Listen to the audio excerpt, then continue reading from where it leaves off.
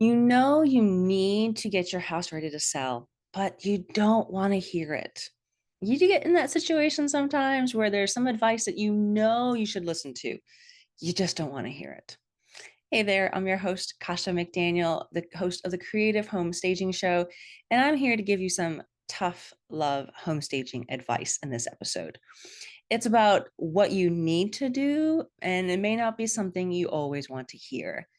It's looking in the mirror and seeing those warts that are really there, right? And it's that friend that truthfully tells you that that favorite pink sweater of yours kind of washes you out when that green or blue one looks so much better and compliments you, right? That tough love is what you don't want to hear, but you really need to. And that's what this episode is all about. So that's what we want to talk about. And I want to give you a couple of reminders just to kind of get you going in the right direction. All right. So starting with the first one is setting expectations. Now, what I mean by that is, what is your budget to sell the house? Not the price of the home. No. I'm not talking about that. What is your budget? How much are you going to spend to fix things around the house, to get it cleaned, to paint walls, to make some changes, to make it stand out and wow those buyers, right? You have to set your expectations. All right. And I talked about this before in other episodes. You really need to set aside an X amount of dollars as to how much you're going to spend. If it's going to be a lot of the work that you're going to do, well, that's time. Okay. It may not be a budget, but it may be your time. Okay. So you really have to set those expectations. Are you going to be one cleaning the house? Are you going to be the one painting those walls? Are you going to be the one fixing that broken screen? Right. Or are you going to call somebody because you just don't have the time? So you need to be realistic in setting those expectations and a timeline, really, because as we all know, if we don't set a deadline as to, okay, this week I'm going to work on painting touch ups, right? I had to do that one time where I had it on my calendar. I knew I had to get it done. I said, okay, I told myself, all right, at the end of this month, I'll get the painting touch ups done. Yes. But week by week, it kept going and finally became the last day of the month. And I said, oh, I had all the supplies. I went to go get it. The last thing I had to go do literally is go get the paintbrush. So that morning, I dropped off the kids at school, went to the hardware store to go pick up the paintbrushes I need, and set off, came home and started taping off things, getting the paint ready, and painted that half day that took to do the paint touch-ups. Now, mind you, it was two colors too. It was like a beige color and then the white trim, but it got done. Yeah. So if you don't set a deadline, set the expectation, get a budget, get that working so that you have a timeline so you know what it's going to take, how much time it's going to take you to do all those things.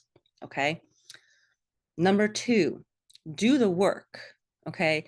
It's the house normally, not the agent. So you may think, oh, well, the house is not selling because the agent is not doing their job. No, normally it's the house that doesn't show well. The agent is doing all they can to advertise, to talk it up to other realtors, to get them to come, to do the open house and set the tone right and everything. You need to do the work, right? What are some changes that can help sell the house, right? So maybe you had some things that you have to get done because they're broken, like the light bulbs are burnt out. Okay, get that done, right? And you can't do anything about the location, but you can entice buyers in other ways. For example, we live in a rural area. It is farmland around us. We've got acreage. We're not in suburbia land where there's house, beautiful neighborhood, lots of families living around, right? We just don't. So we knew that our house would basically be almost like a unicorn. You'd have to find that one specific buyer that wants to be in a rural area, that doesn't mind the quiet, that doesn't want neighbors. But what you can do to reflect that ruralness and the uniqueness of it is a price, right? Maybe it's not going to be as high as you would want it to be.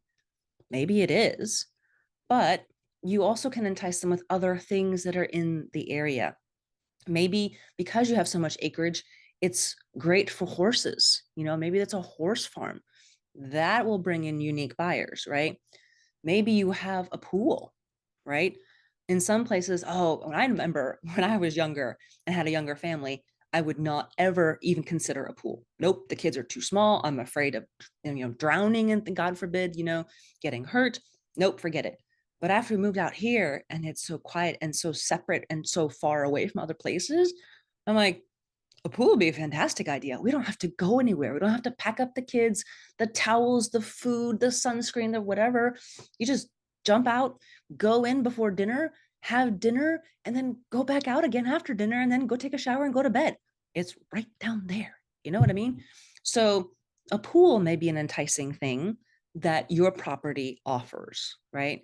Maybe it's more parking, right? Because some people, maybe they come from the city, they have street parking, and maybe your driveway is really short. I know in subdivisions, those driveways are really short. It's a 1-car garage. We have a big parking pad on ours, right? We also don't have an HOA. Hallelujah for some people. They don't want to deal with that. So those are some perks, some things that can help sell the house, right? So you need to do the work, show how much better it is than the other houses, okay? If the marketing is working, but the product isn't selling, like the house, right? Well, what's wrong with it? What are the buyers complaining about? That's another thing to consider. If they're complaining about the price, if they're complaining about the location, there's nothing you can do about the location, right? It is what it is, right? But you can fix some of those things they are complaining about. Well, maybe you need to change out the light fixtures because they're outdated. Okay, those are an easy fix. They don't cost thousands of dollars. A light fixture is $100, 150, depending on what kind you get. It's really not that much to do that. So if those are simple things that you can fix, go ahead and do that to help sell the home, right? A lot of times, sometimes it's paint. Sometimes it's worn out carpeting, worn out flooring. Maybe you give them, an X amount of dollars towards new carpeting that you don't pick because it may not fall into what they might like, but the buyer may say, ooh, there's X amount of dollars for new flooring. Ooh, okay, yeah, yeah. And that doesn't mean you have to pay for the whole thing, right? Because they may pick something much more expensive, a thicker pad, whatever it is. That may be something that may help market your home, okay? Another thing to think about, and here's the tough love, is selling a house is a business transaction. You really need to take the emotion out of the sale, right? And that's really tough. If you've lived in the house for a while, there are certain rooms that you just, I have these memories. I have, the kids grew up here, that kind of a thing. It's a business transaction. The hardest part is negotiating with when you do get an offer. Do they want this? Do they want that? Maybe they lower the price. Are they nickel and diming you, right? It's a business transaction. That's the hardest part. It's an investment, right? But you really need to try and get the emotional part out of it. For example, when you have an open house set up or the first day of showings. So we had a basically feeding frenzy when we had to rent out our house because we thought, well, we set it because we were in a rural area, so we set the price down lower than other places that were in more neighborhoods that are close together with people, right? So number one, that the rental price was down lower. Number two, we allowed the house to be shown. And actually it was funny because that day, literally, I felt so bad for my real estate agent. She had multiple phone calls, and I mean 5 people came to our house that first day that it was on the market. 5. And the showing times kept changing. She's like, well, first it's like, oh, I have one at 11. Nope, they want to come next week. Then I have another one at 3, and then another one at 4, and all this kind of stuff. And it actually worked out that first day that I actually had dental appointments for the kids, and we are going to be out of the house anyway. And I'm like, you know what? This works out perfectly. If you can, by all means, every single time, bend over backwards. And I know it's kind of tough because you're like, but it's my house. I want to be in it. For the open house or for any showings, please make all the effort that you can to be as flexible as you can for the people coming to your home. Now, I know sometimes you can't. things change, right? Lives change. But if you can, try and get as many showings in one day versus kind of spreading it out. Well, there's one or two here and another one there. She did a fabulous job. I, again, felt so bad for her that she had to juggle 15 different people. Literally, the times kept changing. She just kept texting me. I go, yep, okay, this time is fine. Okay, yep. There was one time where someone was going to come in at like 6:15. And I said, okay, that's getting dark. Number one, it's going to be late. I don't want people sitting there till 7 o'clock at night because then I got to get the kids ready for school, all that fun stuff. We were going to go have a dental appointment and then go eat dinner out. That was our thing. So we were going to be out late in the afternoon anyway. So it just worked out. So we actually ended up finding that applicant that first day, that first showing, all those 5 showings that we had in one day. One of those people applied and we took their offer, and they offered it over asking price for a rental. A rental. I know, right? So it was fantastic. It was great. I'm so glad it worked out because we were happy with what they had to offer. They were happy with what we had to offer.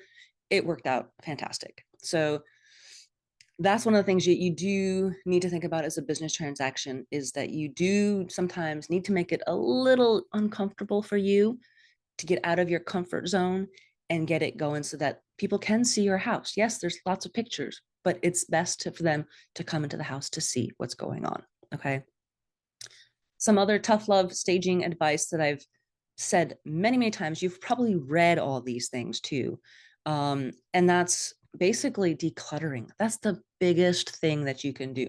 Find a home for everything in your house, because it should not be out laying out everywhere.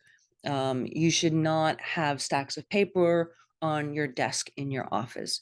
You should not have, all the toys thrown out. They should be put away either in a bin or in a box or a toy box or something like that, right? So those are just a few examples, right? Remove excess stuff. Remove any personal items like pictures. So those are just a couple of things. You know what you have to do. You don't want to hear it. I get it. But these are the things that'll help you get your house sold faster. Seriously. I mean, we rented our house within a day with a feeding frenzy of so many people coming in the first day that I was like, oh, hallelujah, we are done. We can move on and worry about the next phase of getting moved out, shipping the cars, doing whatever we need to do to prepare us to move out so the new people can move in. This tough love is for you guys. I know you can do it. I have faith that you guys can do it. It's a sprint, well, more like a marathon for the long haul to kind of, okay, do this, do this, do this, do this, right? But at the end, when you get there, you're like, oh, I'm done, because the final outcome is you've sold your house or you've rented your house and you can move on to the next step. All right, here is your moving tip of the week. If you have similar sized mattresses for the family members of your home, like maybe you have multiple queen mattresses or twin mattresses like I do, because the kids now require twin mattresses. When you're moving, label each mattress. They're going to either put it in a box or saran wrap them and put a sticker on it. On the inventory sheet, you can label with the family member's name, but definitely on the box spring and the mattress, on the actual physical piece, label whose it goes to, because you won't remember that pink one or that gray one or whatever fabric colored ones. Maybe you will, but I won't. Definitely not. Even a week later, like, they all look the same. Whose goes to whose? Because one person likes to sleep on a softer one likes the harder one. So do me a favor now and get ahead of the game. Label those mattresses, the box spring and the mattress, so you know who they go to as well, even if they're mismatched. Maybe they are, maybe they aren't, but it'll help make it so much easier on the other end. And if you need more moving tips or a checklist, you can check out my website, Willowbrook Printable, on my Etsy shop, and you can take a look. I have a whole bunch of moving checklists, whether you're moving international move or is from state to state, military moving checklist, moving into a new apartment, a new home. All those checklists are in my Etsy shop called Willowbrook Printable, and I'll leave the link in the show notes below. And that's your moving tip of the week. So I have faith that you guys will take this advice to heart so that you can get your house sold faster. All right. I hope you guys have a fantastic week, and we'll talk to you later. Bye.